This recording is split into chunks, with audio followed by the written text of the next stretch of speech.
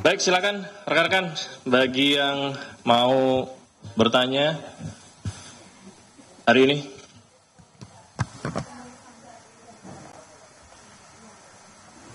Ya, ini kan baru selesai ya, beberapa saat yang lalu. Secara umum yang bersangkutan tentunya dimintai keterangan seputar dokumen barang bukti elektronik maupun mengklarifikasi keterangan-keterangan saksi yang lain, termasuk juga pengetahuan yang bersangkutan terkait perkara yang sedang disangkakan kepada yang bersangkutan maupun juga kepada tersangka lain. Kalau isinya apa tentunya saya tidak bisa menyampaikan kepada rekan-rekan karena itu sudah masuk di materi penyidikan.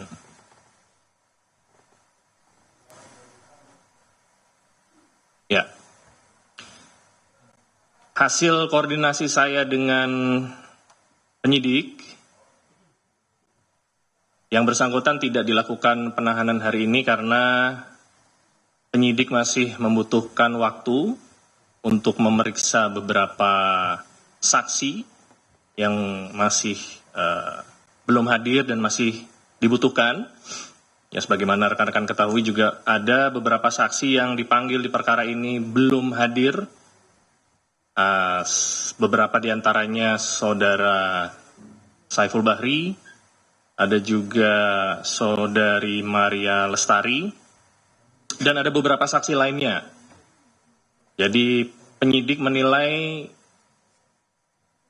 belum diperlukan untuk dilakukan penahanan dan tentunya bila penyidik dan jaksa penuntut umum sepakat bahwa berkas ini sudah siap untuk dilimpahkan, maka proses tersebut akan dilanjutkan.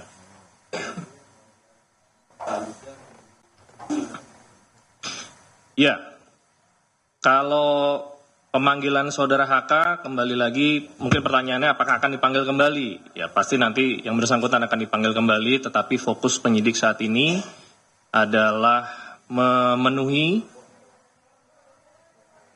unsur perkara di tindak pidana yang sedang disangkakan kepada beliau. Fokus utamanya adalah keterangan saksi-saksi yang belum hadir dan yang akan dipanggil kemudian untuk di perkara suapnya maupun di perkara pasal 21-nya. Pak, terkait flashdisk yang disita sama buku catatan itu, apakah sudah ada hasilnya, isinya apa ya Pak?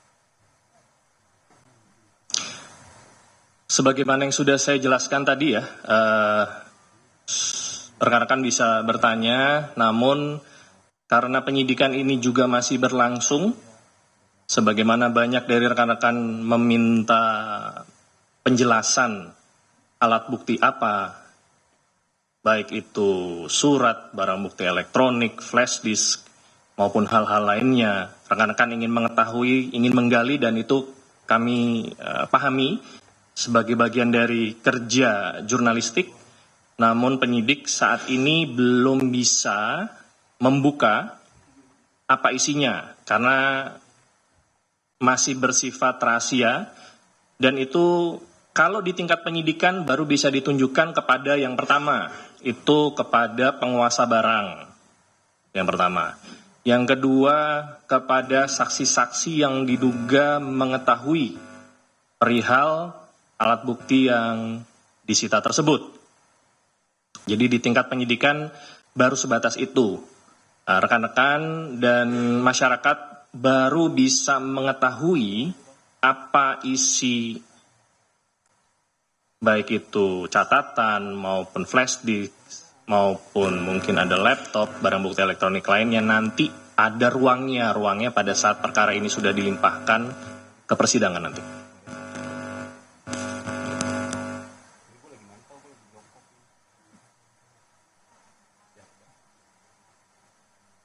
Ya, KPK menghormati tindakan hukum yang diambil pihak tersangka, saudara HK, untuk mengajukan pra-peradilan. Dan KPK tentunya akan menghadapi proses pra-peradilan tersebut dengan mempersiapkan segala persyaratan dan administrasi yang diperlukan. Jadi pada saat nanti waktunya sidang pra-peradilan dibuka, ya kita harapkan Biro Hukum yang mewakili KPK bisa hadir dan tidak ada hambatan dalam prosesnya. Tentunya KPK meyakini bahwa proses penyidikan termasuk penetapan tersangka Saudara HK sudah prosedural, profesional, dan proporsional. Demikian.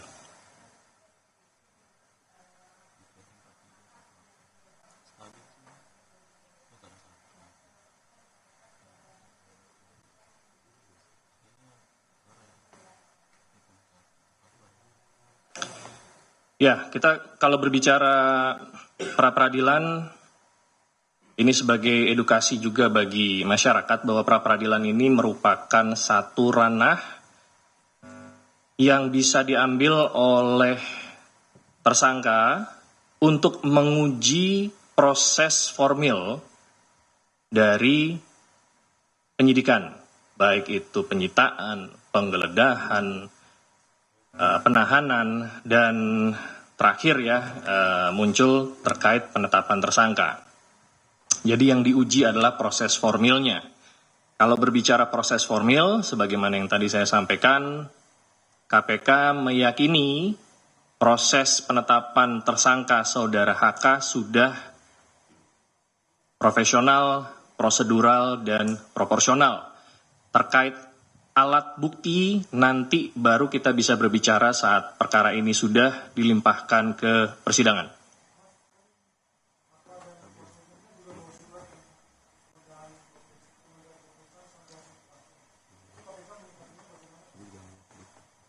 Ya, atas permohonan tersebut, info yang kami dapatkan dari penyidik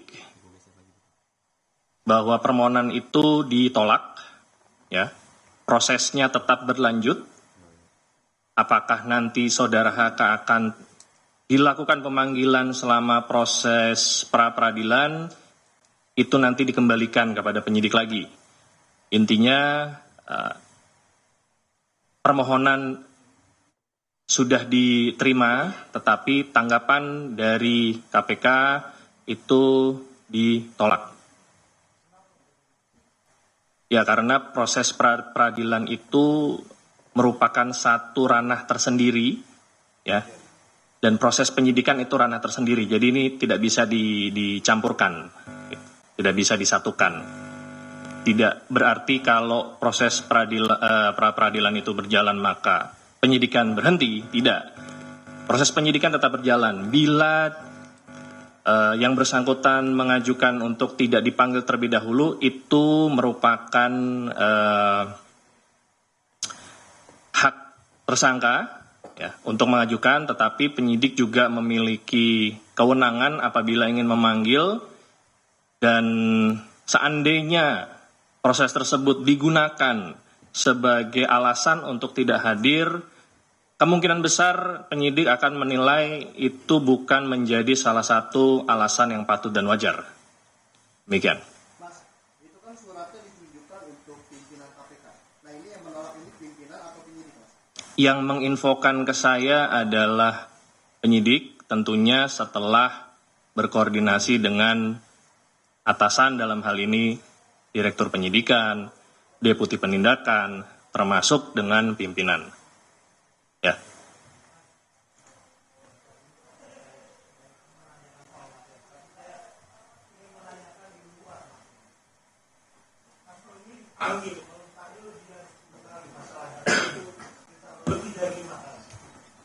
Dari pertama datang terus keluar dia selalu bicara, tapi hari ini ketika keluar dia tidak bicara sama sekali.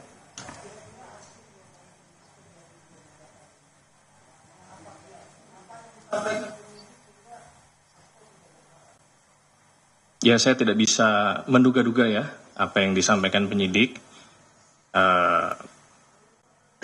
Mungkin beliau sedang kurang enak badan sehingga tidak memiliki keinginan untuk berbicara kepada rekan-rekan dan diwakili oleh kuasa hukum. Apakah ada pembicaraan yang membuat saudara HK tidak ingin berbicara kepada teman-teman jurnalis? Tentunya ini menjadi ranah materi penyidikan. Saya tidak bisa membuka itu karena penyidik juga tidak memberikan delegasi atau kewenangan kepada saya untuk menyampaikan hal tersebut. Demikian, Mas Mario.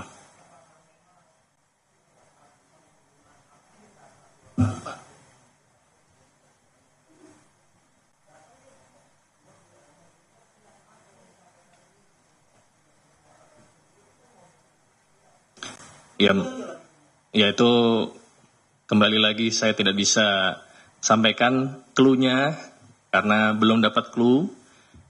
Mungkin rekan-rekan bisa bertanya kepada kuasa hukum lebih lanjut ya, atau ke saudara HK langsung. Apakah ada hal-hal tertentu yang membuat yang bersangkutan tidak ingin berbicara kepada rekan-rekan jurnalis pada saat selesai dilakukan pemeriksaan sebagai tersangka. Demikian.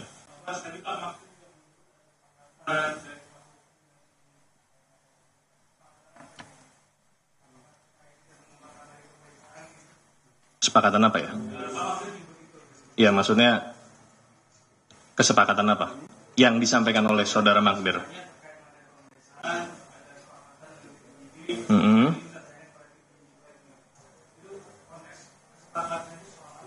Saya juga baru tahu ini ada kesepakatan yang disampaikan sama Mas Rizky ya. Ya, tentunya penyidik dalam hal ini Satgas yang menangani perkara termasuk yang melakukan pemeriksaan bekerja secara profesional, prosedural dan proporsional. Ya, saya kurang memahami apa yang dimaksud kesepakatan oleh saudara Magdir. Apakah beliau mungkin menyampaikan terkait surat pengajuan tadi yang disampaikan salah satu rekan jurnalis bahwa tidak akan dilakukan pemeriksaan? Kalau itu sudah saya jawab bahwa proses penyidikan tetap berjalan, ya. Artinya KPK menolak pengajuan tersebut. Namun, apakah penyidik akan melakukan pemanggilan kepada yang bersangkutan selama proses pra-peradilan berlangsung atau setelah itu, tentunya kita kembalikan kepada penyidik. Demikian.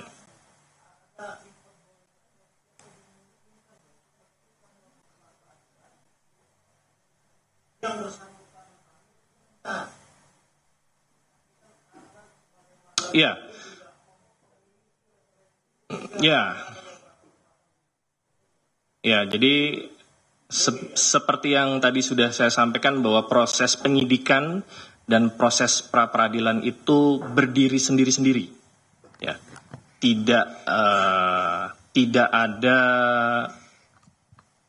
berkaitan secara langsung. Jadi dalam proses peradilan penyidikan tersebut saksi-saksi bisa tetap dipanggil, penyidik masih bisa melakukan penyitaan maupun proses-proses penyidikan lainnya termasuk salah satunya penahanan. Ya. Kalau berbicara memungkinkan atau tidak, memungkinkan. Apakah dilakukan atau tidak itu dikembalikan kepada penyidik nanti, termasuk jaksa. Di KPK ini, di mana penyidikan dan penuntutan berada di satu atap, penyidik dan jaksa penuntut umum ini bekerja sama dan saling memberi masukan. Kapan sebaiknya tersangka ini ditahan? Bagaimana alat bukti dalam pemenuhan unsur perkara? Ini menjadi salah satu kekuatan di KPK hingga pada saat perkara ini dilimpahkan ke persidangan nanti, untuk conviction rate-nya ini 100% atau mendekati 100% kalau melihat histori putusan pengadilan untuk perkara yang diajukan oleh KPK sampai dengan saat ini. Jadi kembali menjawab pertanyaan Mas Mario, itu dimungkinkan, tetapi apakah akan dilakukan nanti kita kembalikan prosesnya ke penyidik nanti.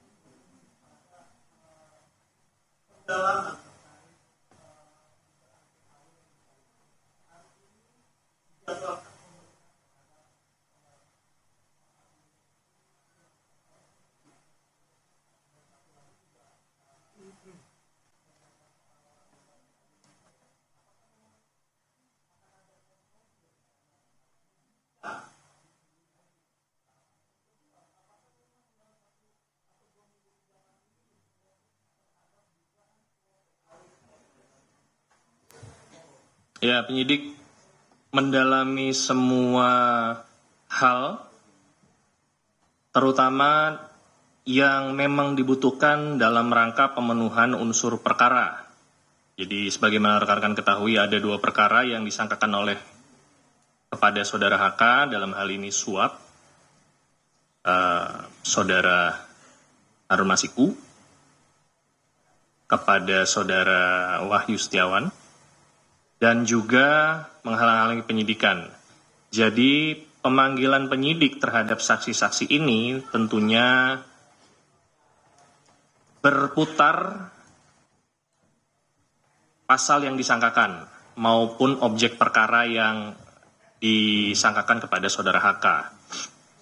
Apakah saksi-saksi yang dipanggil ini ada kaitan langsung? Tentunya penyidik memiliki penilaian tersendiri bahwa termasuk salah satunya saudara Maria Lestari, ya, maupun KPU, bahwa saksi-saksi tersebut memiliki nilai pembuktian atau setidaknya petunjuk terhadap perkara yang sedang disangkakan untuk bisa menguatkan perkara ini, sehingga nanti pada saat perkara ini disajikan di persidangan akan meyakinkan hakim bahwa memang benar perbuatannya ada, didukung dengan alat bukti yang nanti akan disajikan oleh rekan-rekan jaksa penuntut umum.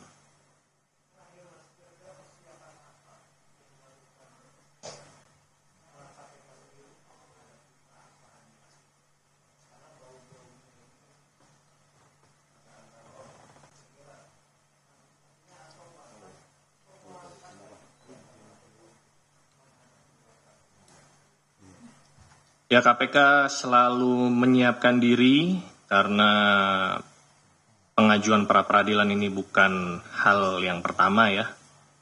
Ini KPK sudah sering di-challenge oleh para tersangka melalui pra peradilan. Tentunya rekan-rekan kita di Biro Hukum sudah menguasai hal-hal apa saja yang dibutuhkan untuk menghadapi proses pra peradilan, dengan berkoordinasi dengan penyelidik, berkoordinasi dengan penyidik, termasuk dengan struktural, dalam hal ini para direktur, deputi maupun pimpinan, dan semua administrasi dalam rangka penyidikan tersebut juga akan disiapkan sehingga nanti pada saatnya sidang itu digelar, Biro Hukum bisa meyakinkan hakim pra peradilan bahwa perkara ini memang sudah sesuai dengan aturan hukum yang berlaku.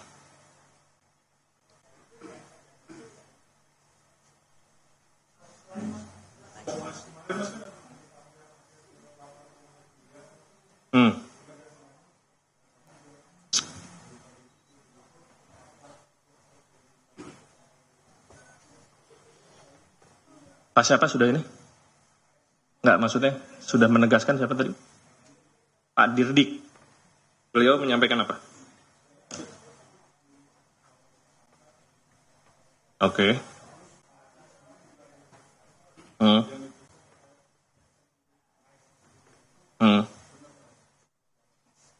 Ya, saya perlu menanyakan kembali ya namanya atau inisialnya, tapi sampai dengan saat ini belum diinfokan oleh penyidik, tetapi betul aset-aset tersebut memang disita dari salah satu tersangka. Ya mungkin Mas Umam bisa mengelaborasi ya keterangan saya ini dengan keterangan Direktur Penyidikan. Tapi kurang lebih seperti itu tanggapannya. Ya.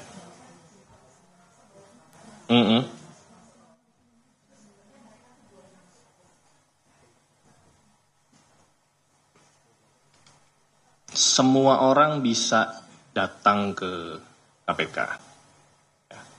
KPK ini lembaga yang terbuka untuk umum.